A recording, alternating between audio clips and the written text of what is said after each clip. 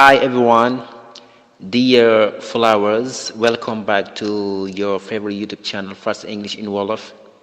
And today guys, in this lesson you will be with Khadim Brakendu from Fast English in Wolof. And inshallah we'll take the second part of the lesson that we have showed you a few weeks ago. That lesson was about the simple present. We showed you how and when we use the simple present, and we showed you the affirmative form. And inshallah in this lesson guys we will take the negative and the interrogative form if God willing. Assalamualaikum ñu ngi leen nuyu baax di leen dalaat ci Fast English in Wolof. Tey inshallah seen leçon bi di ngeen ci ànd ak Khadim Brakendu. Tey nag dañuy jël deuxième partie wu leçon bi ñu jëloon. Leçon boobee moo nekkoon simple present, wax nañ leen kan lañ koy utiliser, wax nañ leen tamit affirmative form ni ñu koy jëlee. su fekkee nag leçon boobu jotoo ko woon seetaan mën nga cliquer ci vidéo boobu ñu lay won ci suuf su ko defee nga mën koo seetaan. incha allah tey suñu leçon bi dañuy jël négatif ak interrogatif kon nees tuuti ñu ñëw ci leeral yi.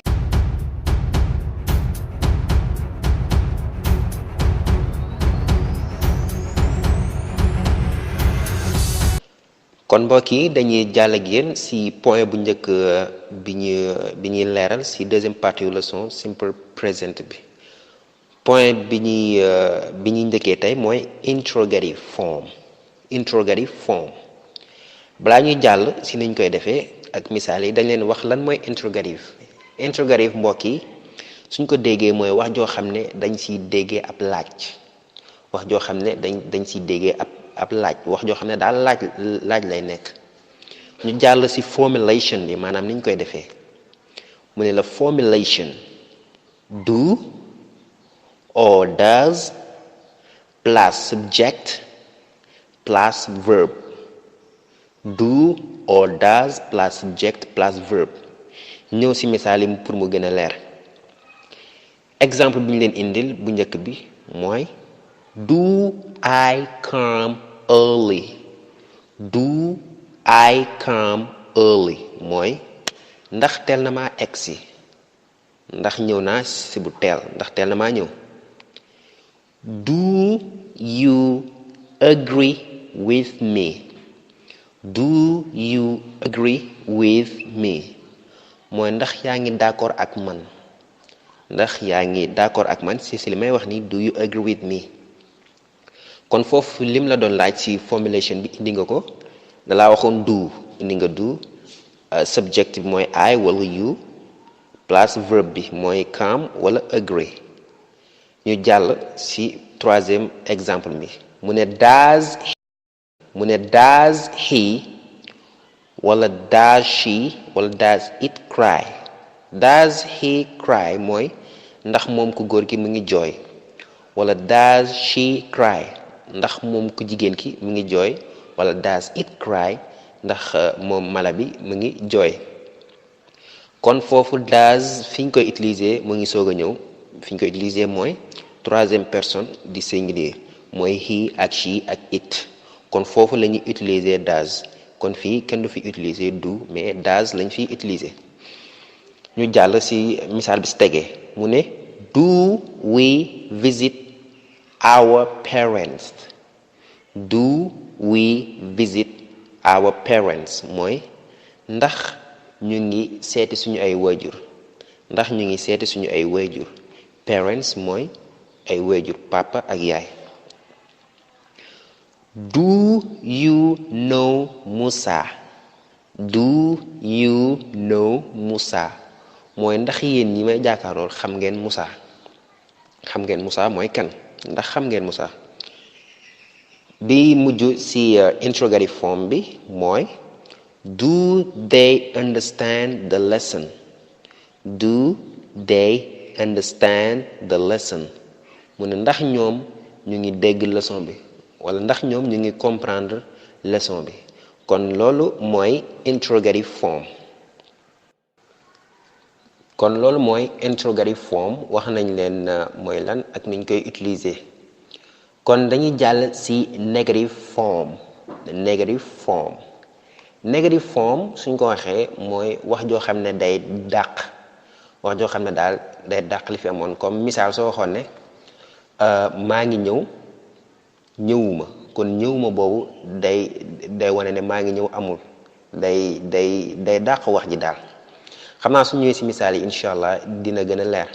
Formulation ni ñu koy defee moom in negative form mu ne subject plus do does plus not plus verb kon negative form noonu lañ koy defee ñu ñëw ci exemple yi mu ne I do not like watching football. I do not like watching football mooy man bëgguma di seetaan football maanaam di seetaan football daal neexuma. I do not like watching football. ci deuxième misaal bi mu ne la you do not speak German. You do not speak German mu ne yow déggoo làkku allemand wala yow déggoo làkku allemand. He does not eat the cheese mooy moom ku góor ki nekkul di lekk fromage bi wala she does not eat the cheese wala moom ku jigéen ki nekkul di lekk fromage bi wala it does not eat the cheese moom mala bi nekkul di lekk fromage bi kon cheese mooy fromage waaye nag dañ bàyyiwaale xel tamit ci troisième personne du singulier ndaxte dafa am solo kon fii does fi nga koy utiliser waat rek ci fekkee ci negative form mooy troisième personne du singulier mooy he ak she ak it foofu lañu utiliser does. ñu jàll ci beneen misaal bi mu ne we do not watch the wrestling. We do not watch the wrestling mu ne ñun nekkuñu di seetaan làmb ji ñun nekkuñu di seetaan làmb ji wrestling mooy làmb ji watch mooy seetaan. You do not enjoy the vacancy. You do not enjoy the vacancy loolu mooy lan mu ne yéen nekkoo leen di enjoy vacances bi maanaam vacances bi gisoo leen ci seen bopp nekkoo leen di firi ci vacances beeg yooyu enjoy mooy loo xam ne rek da nga koy def nga ci gis sa bopp nga ci bëgg ak yooyu mu ne you do not enjoy the vacancy maanaam vacances yi nekkoo leen di ci gis seen bopp mu ne misaal bu mujj bi ci negative form mu ne they do not love each other. They do not love each other mooy ñoom kat nekkuñu di bëggante ñoom nekkuñu di bëggante love each other mooy bëggante rek ñoom ñee mbooloo mee nekkuñu di bëggante mooy they do not love each other.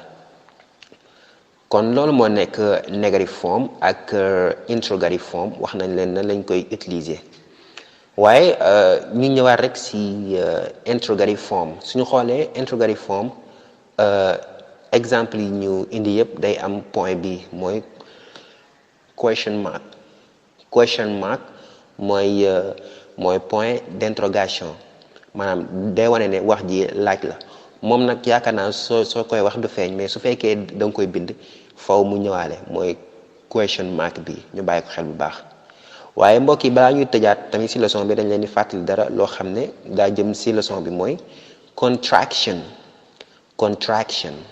contraction mooy boole dara comme nga boole ñaari baat nga boole comme mu nekk benn exemple mu ne la do not égal don't kon do not ak don't ñooy am kon loolu mooy daal comme fi nga waxee ne do not comme nga ne I do not like watching football kon foofu mën nga faa wax I don't like watching football kon fépp foo wax do not rek mën nga faa wax don't kon don't bi day gën a gàttal does not tamit mën nañ koo gàttal mais suñ ko gàttalee lu muy doon bu boobaa doesn't lay doon does not doesn't kon fi nga waxee ne it does not eat the cheese mën nga faa wax it doesn't eat the cheese kon loolu ay contraction kon mbokk yi loolu moo nekkoon suñu leçon bés bi